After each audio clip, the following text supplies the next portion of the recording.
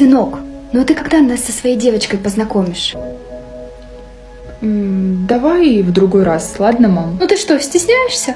Приводи к нам ее на ужин. А что у тебя какие-то блестки здесь? Какие?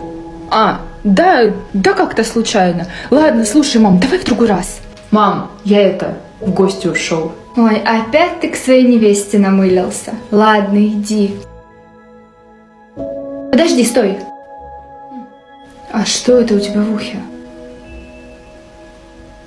Мам, я давно должен был тебе это рассказать. Ты встречаешься не с девочкой? Нет, ты злишься на меня. Я злюсь, потому что ты раньше не сказал.